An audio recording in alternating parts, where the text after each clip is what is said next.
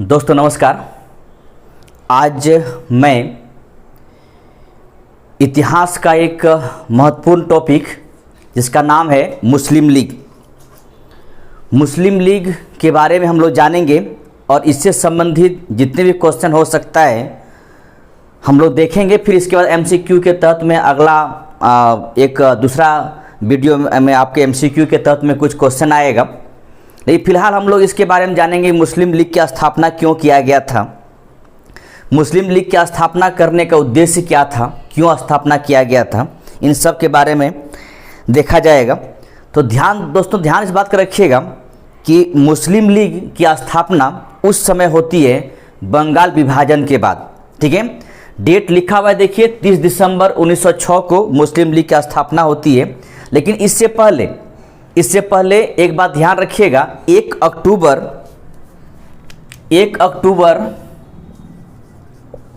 1906 को मुसलमान का एक शिष्टमंडल जिसका नेतृत्व कर रहा था आगा खां, ठीक है, जिसका नेतृत्वकर्ता का नाम है आगा खां, इसके नेतृत्व में लगभग 36 व्यक्ति, ठीक है, शिमला में जाकर मिलते हैं। किससे मिलते हैं? तो हमारे वायसराय लॉर्ड मिंटो से मिलते हैं। दोस्तों इस बात का ध्यान रखिएगा, बंगाल विभाजन के बाद 1 अक्टूबर 1906 को मुस्लिम शिष्टमंडल जिसमें 36 व्यक्ति शामिल थे, जिसका नेतृत्व आगा खां कर रहे थे, शिमला में जाते हैं और लॉर्ड मिंटो उस समय हमारे वायसराय हुआ करते थे, उससे मिलते हैं। ठीक है, और लॉर्ड मिंटो से मिलने के बाद कुछ बातें वहाँ पर होती है और मुसलमानों के लिए कुछ रियायत मांगा जाता है। लॉर्ड मिंटो कहता है कोई बात नहीं, आप जाइए, आपके लिए कुछ मैं करूँगा। ठीक है, और क्या किया जाएगा आगे मैं इसके बारे में आपको बताता हूँ। ठीक है, तो होता यूँ है कि ढाका का नवाब, याद रखेंगे उस समय ढाका का नवाब नाम है सलीमुल्लाह। ठीक है, सलीमुल्लाह नाम है। ठीक है, सलीमुल्लाह ने 30 दिसंबर 1906 को, ठीक है, ढाका का नवाब है सलीमुल्लाह, ये व्यक्ति 30 दिसंबर 1906 को एक मोहम्मडन एजुकेशन कॉन्फ्रेंस, ध्यान रखेंगे मोहम्मडन एजुकेशन कॉन्फ्रेंस करके एक बैठक होती है। ठीक है, यानी 30 दिसंबर 1906 को ढाका में नवाब सलीमुल्लाह के नेतृत्व में एक बैठक होती है, उस बैठक का नाम है मोहम्मडन एजुकेशन कॉन्फ्रेंस की बैठक होती है। उसी बैठक में अखिल भारतीय स्तर पर, ध्यान रखेंगे, अखिल भारतीय स्तर पर मुस्लिम लीग की स्थापना की जाती है। यानी मोहम्मडन एजुकेशन कॉन्फ्रेंस की बैठक में ही, याद रखिएगा, अखिल भारतीय मुस्लिम लीग की स्थापना की जाती है। ठीक है दोस्तों, ध्यान रखें इतनी सी बातें। इस पर कह सकते हैं कि सलीमुल्लाह जो है मुस्लिम लीग का संस्थापक थे। ठीक है, लेकिन और कोई व्यक्ति थे जिसे आप सह-संस्थापक कह सकते हैं। यानी सह-संस्थापक के रूप में ध्यान इस बात का रखिएगा कि 2 व्यक्ति के नाम याद रखिएगा। वो नाम है वकार उल मुल्क, ठीक है, और एक व्यक्ति है आगा खां। ठीक है, आगा खां। इस प्रकार इस बात ध्यान रखिएगा कि मुस्लिम लीग का संस्थापक के तौर पर सलीमुल्लाह थे, लेकिन सह संस्थापक के तौर पर वकार उल मुल्क और आगा खां दोनों थे। ठीक है, एक बात ध्यान रखिएगा, आगे चलकर एक बार और ध्यान रखिएगा, वकार उल मुल्क मुश्ताक हुसैन, ध्यान रखेंगे, वकार उल मुल्क मुश्ताक हुसैन। ठीक है, इसे आप कह सकते हैं ये प्रथम अध्यक्ष थे किसका? मुस्लिम लीग का। ध्यान रखेंगे, ये प्रथम अध्यक्ष थे किसका? मुस्लिम लीग का। वकार उल मुल्क मुश्ताक हुसैन प्रथम अध्यक्ष थे मुस्लिम लीग का। इस बात का ध्यान रखिएगा। ठीक है, अगर हम आगे बढ़ें तो एक बात और ध्यान रखिएगा, 1908 में ठीक है। 1908 में मुस्लिम लीग का अस्थाई अध्यक्ष बनाया गया, नाम है आगा खां को, ठीक है। ध्यान रखिएगा 1908 में आगा खां को अस्थाई अध्यक्ष बनाया गया था। तो इस प्रकार ध्यान देंगे कि मुस्लिम लीग का स्थापना 30 दिसंबर 1906 को हुआ था।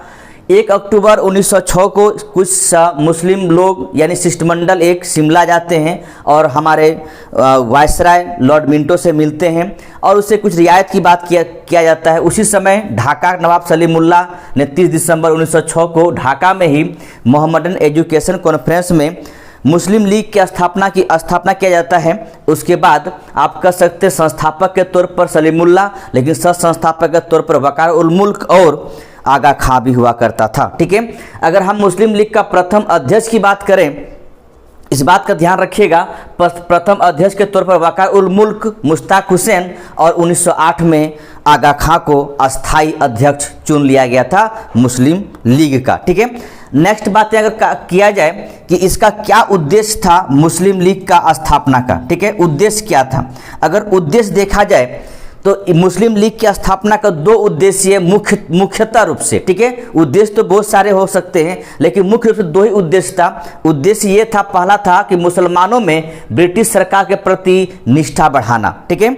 मुसलमानों में ब्रिटिश सरकार के प्रति निष्ठा बढ़ाना, और सेकंड बातें थी मुसलमानों के राजनीतिक अधिकारों की रक्षा करना। दोस्तों ध्यान रखेंगे, पहला उद्देश्य था कि मुसलमानों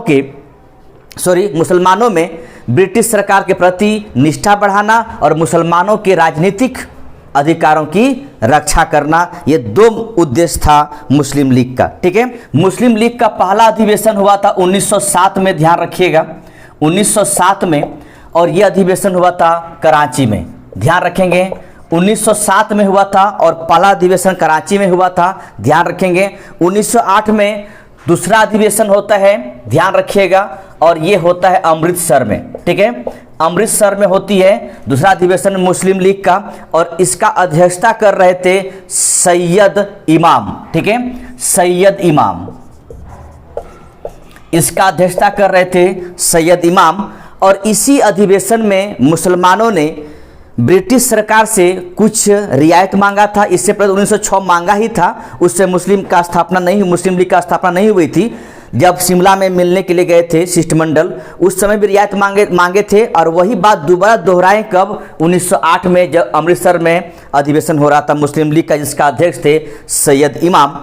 इसमें मांग किया गया कि मुसलमानों के लिए पृथक निर्वाचक मंडल की मांग की गई, ठीक है। दोस्तों इस बात को ध्यान रखिएगा कि जब शिष्टमंडल मिलने के लिए गए थे अक्टूबर 1906 में, तभी भी ये मांग किया गया था कि मुसलमानों के लिए एक पृथक निर्वाचक मंडल चाहिए। लेकिन जब उस समय मुस्लिम लीग की स्थापना नहीं हुई थी, लेकिन जब मुस्लिम लीग की स्थापना होने के बाद सेकेंड अधिवेशन में, जब अमृतसर में अधिवेशन हो रहा था, उस समय दोबारा इस चीज़ का मांग किया गया कि मुसलमानों को पृथक निर्वाचक मंडल चाहिए, ठीक है। इस मांग को दोहराया गया, और फिर उस समय लॉर्ड मिंटो ने कहा कि आपको दिया जाएगा, दिक्कत नहीं है, और 1909 में मोरले मिंटो सुधार में मुसलमानों को पृथक निर्वाचक मंडल दिया जाता है। यही पाकिस्तान का बीजारोपण कर सकते हैं। पाकिस्तान का बीजारोपण इसी 1909 का मोरले मिंटो सुधार या 1909 का भारत शासन अधिनियम के तहत में ही पाकिस्तान बीजारोपण करते हैं। और बड़ा अच्छा कहता है, मोरले मिंटो से कहता है कि मैं ऐसी नाक का दांत बोने जा रहा हूं जिसका अंतिम परिणति भीषण ही होगा, ठीक है। और भीषण हुआ। हम सांप्रदायिक दंगा झेले, फिर हमारे देश 2 टुकड़ा में बट गया, पाकिस्तान अलग हुई भारत के साथ में। तो ये वाली बात हुआ, ठीक है, कि भारत से अलग हुआ पाकिस्तान। तो यही बातें यहाँ पर भी कहा गया था कि हम ऐसे नाक का दांत बोने जा रहे हैं जिसकी अंतिम परिणति भीषण ही होगा, और भीषण हुआ भी। तो ये 1908 की मांग थी जब मुस्लिम लीग की स्थापना हुई, जिसमें कहा गया मुसलमानों को पृथक निर्वाचन क्षेत्र दिया जाए, ठीक है।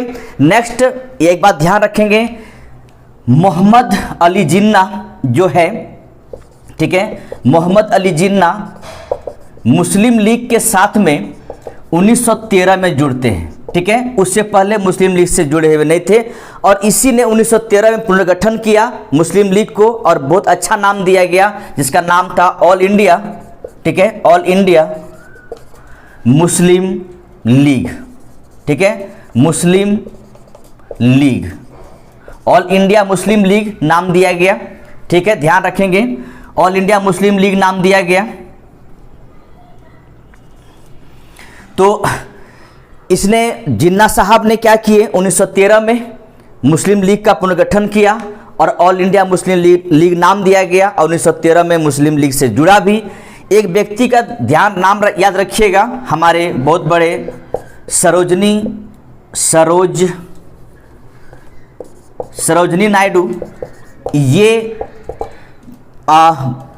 मोहम्मद अली जिन्ना के बारे में इसने कुछ वक्तव्य दिए थे और जिन्ना साहब को कहे थे कि ये हिंदू मुस्लिम एकता का दूत है, ठीक है, क्या कहे थे, हिंदू मुस्लिम एकता का दूत, ठीक है, ध्यान रखिएगा कि इसने कहा था हिंदू मुस्लिम एकता का दूत कहे थे, ठीक है, ध्यान रखिएगा, दूत कहे थे। किसने कहे थे, जिन्ना के बारे में सरोजिनी नायडू ने कही थी हिंदू मुस्लिम एकता का दूत, किसके बारे में, मोहम्मद अली जिन्ना के बारे में, ठीक है। नेक्स्ट पॉइंट, एक दो पॉइंट और देख लीजिए, ध्यान रखिएगा, मुस्लिम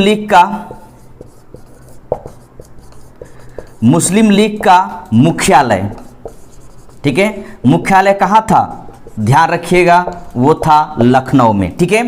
और प्रारंभिक मुख्यालय आप कह सकते हैं अलीगढ़, ठीक है, प्रारंभिक मुख्यालय अलीगढ़ था, लेकिन परमानेंट मुख्यालय आगे बना जो कि लखनऊ में बना।